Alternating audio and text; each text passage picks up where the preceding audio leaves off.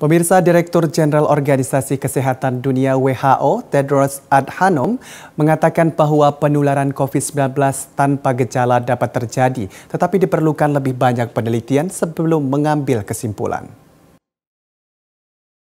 Dalam pernyataannya yang disampaikan secara daring, Dirjen WHO Tedros Adhanom Ghebreyesus mengatakan, sejak awal Februari pihaknya telah mengatakan bahwa orang tanpa gejala dapat menularkan COVID-19. Tetapi WHO membutuhkan lebih banyak penelitian untuk menetapkan tingkat penularan tanpa gejala. Ia menambahkan bahwa penelitian sedang berlangsung dan pihaknya melihat semakin banyak penelitian yang dilakukan. Since early February, we have said that asymptomatic people can transmit COVID-19, but that we need more research to establish the extent of asymptomatic transmission.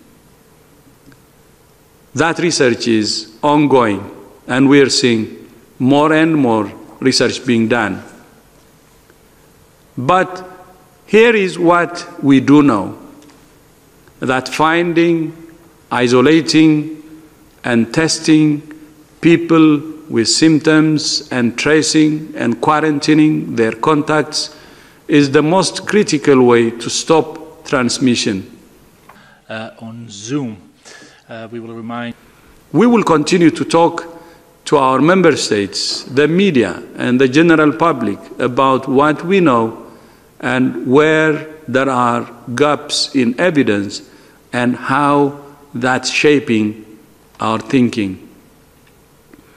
We will explain what we know, what we don't know, and what we're doing to find out more.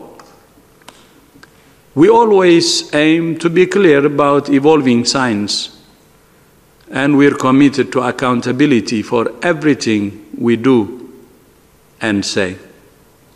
Sebelumnya, beberapa ahli mempertanyakan pernyataan pimpinan teknis WHO, Maria van Kerkhove, bahwa penularan COVID-19 oleh orang-orang tanpa gejala adalah sangat jarang.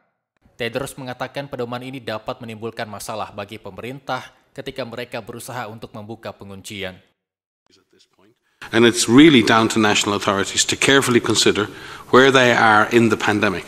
This may be a pandemic, it may be affecting the world, but it's affecting each and every country in a different way, depending on when disease came, depending on how the initial responses were managed, and depending on how the disease is evolving at this point. By no means is this over. If we look at the numbers over the last number of weeks, this pandemic is still evolving. It is still growing in many parts of the world, and we have deep concerns that health systems in some countries are struggling and they're under huge strain and require our support and our help and our solidarity. Kepala Program Darurat Organisasi Kesehatan Dunia, Mike Ryan, juga mengatakan tidak jelas bagaimana kedatangan musim dingin di belahan bumi selatan akan berdampak pada virus corona baru, tetapi disarankan untuk tidak mengandalkan musim untuk mencari solusi. It is of deep concern, and we need to focus on containing and stopping and suppressing that disease. And if changes in the climate assist in that, so that's great news.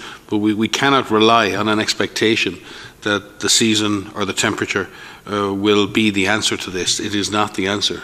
We need to focus on the public health measures, the social measures, the hygiene, and all the things that Maria speaks about and emphasizes again and again, to continue to focus on those comprehensive public health-led strategies that have proven in many parts of the world to be able to contain and suppress transmission of this disease. Van Kerkhove yang mengutip studi permodelan penyakit mengklarifikasi bahwa beberapa orang tidak mengembangkan gejala, tetapi masih dapat menginfeksi orang lain. Dari Jenewa, Swiss, kontributor Nusantara TV melaporkan.